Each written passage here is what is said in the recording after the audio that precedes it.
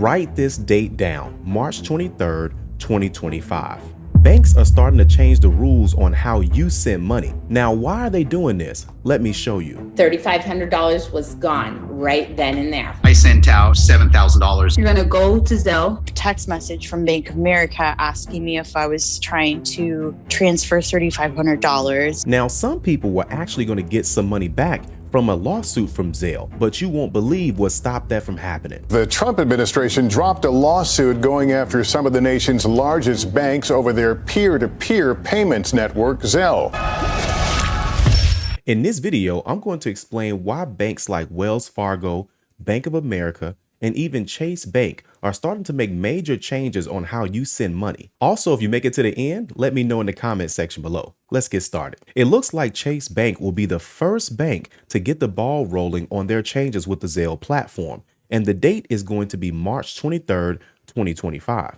So Chase Bank says to help protect you from fraud and scams, the Zelle service should be used for payments between friends, family, and others that you trust, and should not be used to pay for goods from recipients from whom you're not familiar with. They go on to say if you are sending a Zelle payment from your Chase account that is identified as originating from contact through social media, we may, in our discretion, delay, decline, or even block that payment. For years, many people have complained about their money being stolen from their accounts with other people using Zelle. Now, some of it was people falling for a scam, and some of it people had nothing to do with. Watch this. These scams have impacted around 18 million Americans. These scams on Zelle.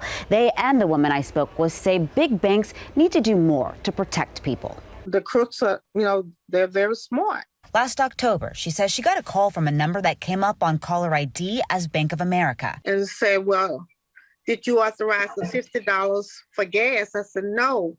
By that time, I'm upset. That person posing as a banker knew her account number and convinced her to send all her money over Zelle using an email address they provided. They had me thinking that they was putting into another account, but they took all of it. This Facebook Marketplace scam starts when you're trying to sell a bigger item for more than a few $100s. You get an offer from a supposed buyer, then you get an email that appears to be from Zelle. It says the buyer is trying to pay you from a Zelle business account. But to upgrade to a Zelle business account, the buyer's payment to you needs to be about $300 more. But guess what? That email isn't from Zelle. It's from the fake buyer who says he'd be happy to pay an extra $300 to complete the purchase if you just send him $300 back to reimburse him.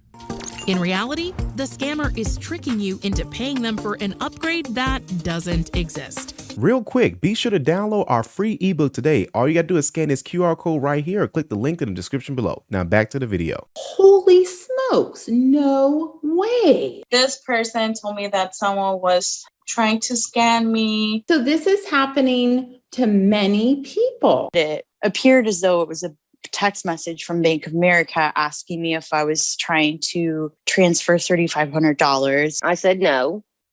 And within 15 seconds, my phone rang. He said, okay, we're going to get you that $3,500 back. You're going to go to Zelle and you're going to send it to yourself. They were all targets of the same scam. All believed they were reversing a fraudulent transaction. All were actually sending money straight to the imposters. $3,500 was gone right then and there. It was an eye-opener. And all were customers of Bank of America until now. It says Chase Bank, fraud alert, Zelle payment in the amount of $2,000. It was a Friday night when Donald James got the frightening text. If you made this transaction, reply yes. If not, reply no. I said no. And my phone rang. And it was Brian from the Chase Bank fraud department. Or so he thought. Caller ID number was identical to the one on the back of my Chase card. But the caller ID was fake. And he goes, well, let's go over these charges. Did you send a Zelle for $2,000? I was like, no. And he says, we need to send the money back to yourself. The imposter told him to transfer the money with Zelle using his own phone number. It seemed like it was going back to Donald. It wasn't. I was getting notifications on my phone that I had sent myself money. He typed in the transaction codes and the imposters snatched the money at the other end. I sent out $7,000 over a matter of several transactions. When one transaction went awry, the scammers got angry and hung up. And I went, wow, I have been scammed. It was the same con that hit B of A customers across the country. And like B of A, Chase denied Donald's fraud claim. Basically, their attitude is, if it's on Zelle, shame on you. Now, with so many people complaining about money being stolen from their accounts and Zelles and scams and fraud and things of that sort, it was a matter of time before Congress had to get involved and have a discussion with people from Zelle and other banking institutions. Let me show you how that went. So 6 of the 7 banks who are here today, Wells Fargo, Bank of America, JP Morgan Chase, Truist, US Bank, and PNC, jointly created and own the nation's most popular peer-to-peer payment platform, Zelle. Right now in this committee, if you would all be willing to say, or any of you would be willing to say, if a customer is defrauded on Zelle and they come and complain to the bank, then the bank will make it good. Let's do this one by a show of hands. Who is willing to make that commitment to your customers?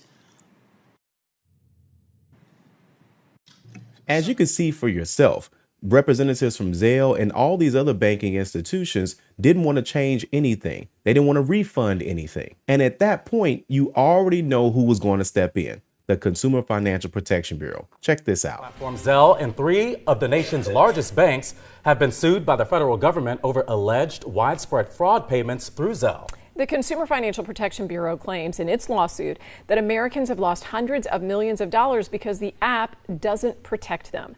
Jen, consumers have been complaining about this for years, and now they're hopeful that this lawsuit will help. The peer-to-peer payment app Zelle helps consumers transfer money easily, but that ease has made it popular with crooks too. For years, viewers have called Better Call Bankin', saying criminals use the app to transfer money out of their bank accounts. Now, the Federal Consumer Protection Bureau has sued the company that operates Zelle, along with 3 of its owner banks, Bank of America, JP Morgan Chase, and Wells Fargo. The CFPB alleges the defendants rushed to create the app to compete with other well-known apps and failed to implement effective consumer safeguards. Federal rules require banks to reimburse customers for unauthorized payments, for example, if their accounts are hacked. The lawsuit alleges hundreds of thousands of consumers filed fraud complaints with their banks but were largely denied.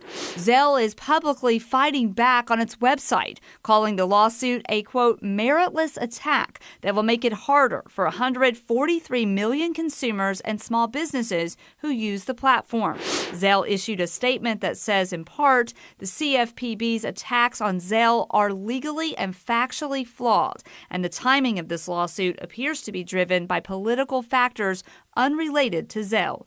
Zelle leads the fight against scams and fraud and has industry-leading reimbursement policies that go above and beyond the law. Now, all of a sudden, Zelle wants to go ahead and make some changes, but they don't like the fact that someone had to tell them to do this. So sure enough, what happens when financial institutions have a problem with people telling them what to do? They call in the big dogs, the Trump administration. Let me show you. A major development as the Trump administration dropped a lawsuit going after some of the nation's largest banks over their peer-to-peer payments network, Zelle. Brian Chung is here. Brian, what's going on?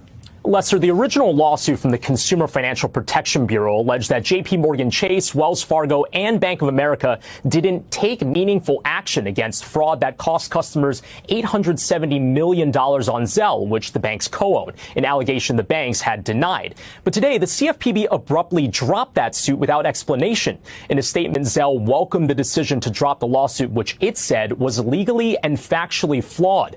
And just last month, President Donald Trump installed Russell Vought as acting director of the CFPB. Vought was a key architect of conservative agenda Project 2025. Under Vought, the CFPB has closed its offices and sought to fire hundreds of employees.